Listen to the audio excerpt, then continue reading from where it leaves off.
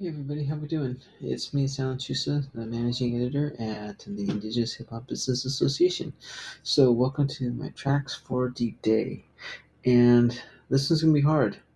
This is gonna be really hard. I took a little bit of a different route, like the notices and everything say, to kind of wanting to explore something a little bit different. And this one's going to hit really deep and kind of personal. As much as I don't like sharing kind of the personal things, I try to keep a real professional profile. But in this case, in space, it's kind of almost necessary to make it happen. Um, because of the news that happened today with the passing of Ozzy Osbourne, John Michael Ozzy Osbourne. It's at age 76. That really it really hit hard.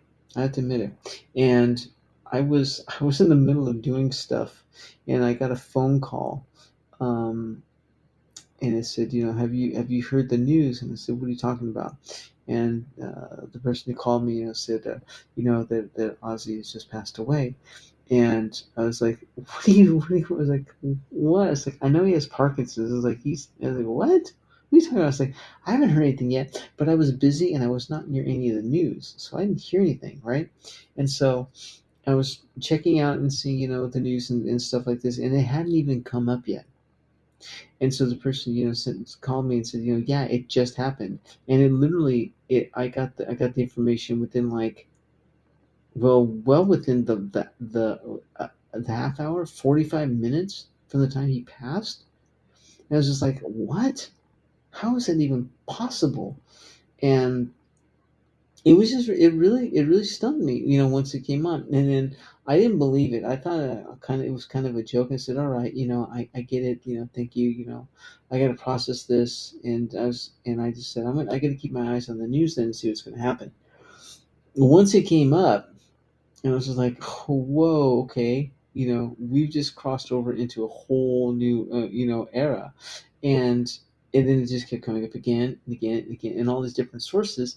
And I was like, really, so uh, it takes me back, okay. And when I first got introduced to Ozzy, it was definitely the time that he had left Sabbath, after his expulsion from Sabbath in 1979. um, when they released their first record in 1970 71. And then they had that 8 year reign, that was just really strongly prolific, with their first album, their first self-titled Black Sabbath that came out, that released the iconic ones, and then and then all the subsequent ones that came out from there. I mean, it was a bunch of ragtag guys that that kind of came together. And with Tony Iommi and his guitar style, I mean, the guy literally defined what it is to make the power chord, and there's no variation that you could ever play that he already didn't come up with and play first. Literally, I mean, that guy's guitar prowessness, just using the simple chord structure, is like defined what it is to be the heavy metal genre. There's a reason they call them the grandfathers, the forefathers of what the discipline is. I mean, there's a reason for it. They definitely paid their dues, as well as they bought a lot of their own dues, by their own demise. I mean, the drunkenness, the drugs and narcotics, the antics on the road, the horror stories that we hear about what's going on. Lest we forget, the biting of the bat, that's just like gone down, down into, a pop cultural lore, for Ozzy, who, by the way, actually got inducted twice into the Rock and Roll Hall of Fame, once with Black Sabbath and once as a solo artist. That's pretty cool. I mean, it's pretty prolific to have happen. Receiving MTV awards not just in North America but also in the UK. Another, major accomplishment. Having his own star on the Hollywood Walk of Fame, pretty cool. I give you the image down below. I mean, and then performing up until, okay, his last concert was July 5th, 2025, and he passed away July 22nd. So you do the math. It's was it like 19 days since? I don't know if my math right. 22 minus 5. It's like somewhere in there. So my math is horrible right now. But in any case, performing for the Queen. the Queen of England. That's a pretty big deal. You know, it's so hometown boy who made the decision that he was not after he heard the Beatles. He's like, I'm not giving up. I'm gonna make this music thing happen. That's pretty impressive. That's pretty darn impressive. Lest we forget, all the sitcoms, that he had, the reality television show. I mean, they helped really the Osbournes, that reality television program, I mean, really kind of put on the map what it was to be a reality television program. It really kind of got it started. I mean, one of the last ones that I really enjoyed and that we watched frequently in our house as our decompression for the nights was Ozzy and Jack's, world tour, or world detour, which is a slapstick hilarious, with it all. And then Jack Osborne's, his whole program where he had Ozzy and Sharon on, and he would play them, sci-fi clips and all of his ghost hunter, antics that he's involved with, and and had them, kind of graded and go to the woogie boogie scale, and all these kind of fun things. Just hearing what they had to say and to do. And Ozzy's one of the few people who actually would have his own subtitles. He'd be speaking in English, but he'd have his own subtitles because people just couldn't understand what he was saying half of the time. His love for coffee ice cream, came out. His love for licorice, his drawings that he was doing to really kind of keep him, busy, keep his motor skills going. His lyrics that he would write. I mean, the way he talked about Lemmy, from Motorhead, who's a really good friend of his, and their lyrics with it all. I mean, it's just phenomenal. So when I wanted to pick about which tracks I wanted to play and to kind of do this wordplay of the day, I know you come in and you're like, dude, you guys are like, you're hip hop, center. What are you doing this? It's like, well, actually, we listen to a lot of different music. It's not just coming from that. And I mean, truth be told, I mean, it's not just in the native hip hop arena, but I mean, I've had my hands in like the punk scene for a long time. That's native and non-native punk scenes, hardcore. As well as in the alternative rock scene. Big time, big time. I've talked about my interest in faith-based music. In Christian hip hop, and in Christian alternative music and rock. You know, deep in interest in that as well. Um, I was a metalhead all the way through this, which brings me, back to where Ozzy was. I mean, I had all of it. I mean, I was a hardcore metalhead, to the T. Where it comes from. And it was easy being an Indian kid because when I was going to school, I had the long hair and everything. Still, well, I was going to private school, so I actually had a tail, but I had to like braid it and like tie it up in my hair so they couldn't see it. But after school, I'd let it down, and then when I finally was paroled from private school, then I was able to let my hair grow, fluidly. I didn't cut it, for decades, and not until my mom passed, and then I shaved my head in memoriam, to her. And but in any case, yeah, I mean, I was a throbbing metalhead, slamming it, down, headbanger to the floor, and I wore the uniform, the black shirts, and and the blue jeans and everything, and the dickies to go along with it, all the way through, as well as I was in experimental electronica, all these kind of different things. So, when I say no track left unheard, I really mean it. No track left unheard. Forget the fact that I, had a little stint with new wave music. Do I dare say it? Echo and the Bunnymen, I would, kind of fathom from time to time. Duran Duran actually was on my playlist at some points. You know, didn't get into Cyndi Lauper. Madonna. Just because she was scantily dressed was kind of nice for a kid at that point in time in my life. But I mean, all these different kinds of explorations. But to figure out, going back to what Ozzy did, is that when I came into him, it was really in the beginning of his solo career, Blizzard of Oz, and then Diary of a Madman came up from there, and then with the passing of Randy Rhoads, that was really really weird. I was like, what's going to happen now? Where's it all going to go from here? And then, so I actually had to learn their history backwards. I learned it from Ozzy as a solo artist, and then I went back and started learning about Sabbath. And then subsequently went on and passed that along to other generations, who I've infiltrated, onto the dark side, if you will, to where it goes. And and they raised their fists very high and proud today, and we all raised our cup of British tea in honor of Ozzy and what he did, in respect for that. But to think about what to be playing, and I was listening and seeing, a lot of what other people were putting out there's posts. People are like falling back on the good stuff, right? They're falling back on like Iron Man. They're falling back on the stuff from Blizzard of Oz. They're falling back on Crazy Train. Diary of a Madman. Over the Mountain. Flying High Again. These kinds of testament things. That really kind of stand out in Ozzy's Overe. Me, I was interested in what happened was their last album. For me personally, their last album was like the best album they put out.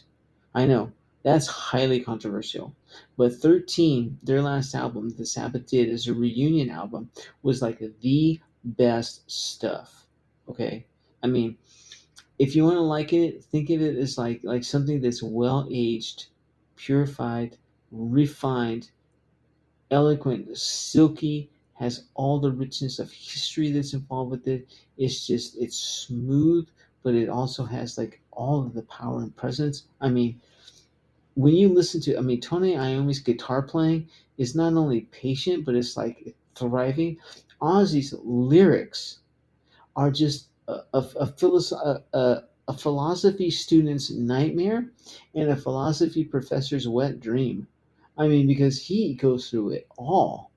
I mean, he jumps into it, and it's wonderful. Geezer's, yeah, well, Geezer's, his bass playing, is still kind of, still on there, and then the different drummers that they had. I mean, those guys had big shoes to fill. But at the same point, I mean, it's like it was amazing. It's amazing to hear that record. I never got tired of it. Never. When it came out, and when we got the very first one, our house, we lit a candle to that one. It's like, yep, this is it. This is like the crown jewel. So what I want to play and talk about is actually I'm going to see if I can skip a couple of little tunes, which I don't normally do. You know that I like to just play one track and then kind of talk about it and let you have some of the others. I put down samples from the playlist. If you go to any of the links, you click on it, you're going to get the entire album. It's the whole playlist is going to come up there, which is totally worth listening to. And then stay updated because I actually have an article that I'm writing. And it's going to be put out. It's going to come up here on my Substack. It's going to be on my Medium, and it's also I have a subsequent one that I got the green light for on my Patheos. So I'll be looking at Ozzy as a faith-based artist. I'll be looking at him from how it is that he intertwined his religion and faith, as well as his controversial issues with religion and faith inside of an article I'm writing for them. So, but keep your eyes and ears open because I'm going to be posting on my Substack. And you can just search for me, Alan Lechusa on Substack. You'll be able to see that article that's going to be coming up, and on my Medium account as well. You can just search me, Alan Lechusa, on Medium, and it'll be set on those two things. But let's jump into what I want to listen to because I know this is a little bit longer than I want to go. So we're gonna take a quick listen to Zeitgeist, which is gonna be hard to control and to break down, and then I want to touch on to Age of Reason with time permitted. So let's get started with Zeitgeist. So this is from Sabbath's last album, 13.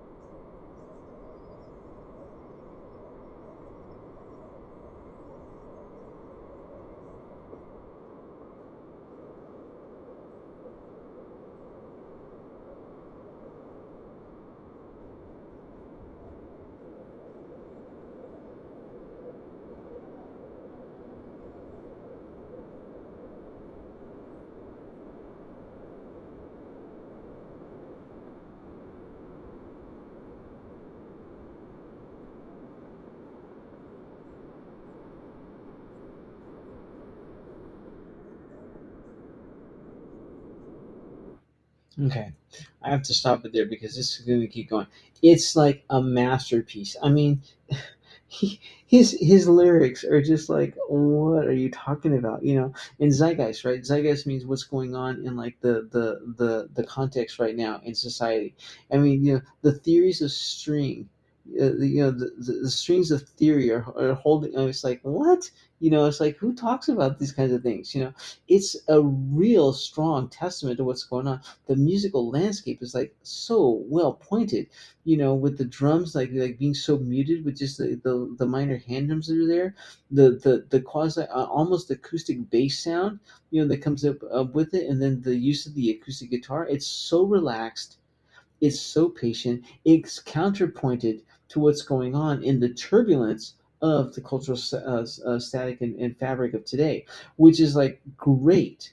I mean, it's like it's really a strong track, and it's set up just to be almost like an interlude because it predates what comes up next. The following track, which is Age of Reason.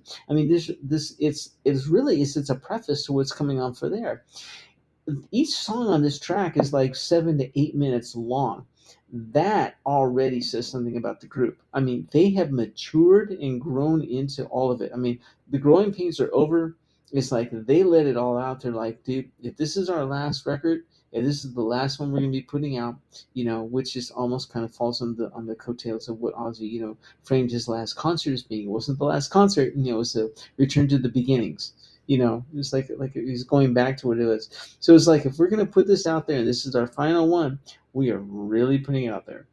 And it's a beautiful testimony. So just really fast, I just need to hear at least the opening of Age of Reason because how he starts it out is just like gorgeous. So let's check it out. Oh, skip this ad. Here we go.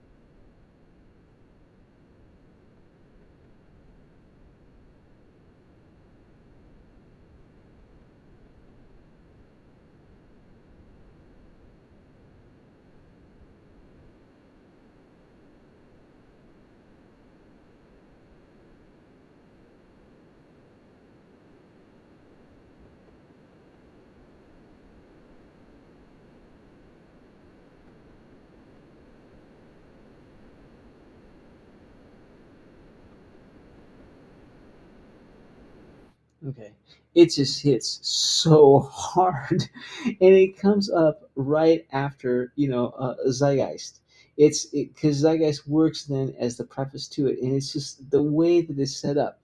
And he's really talking about the age of reason. You know, do you hear the thunder? Just to preface it like that, it's like, you know, okay, that means there's something going on, you know, this raging in the sky, a premonition, you know, of a world that's going to die.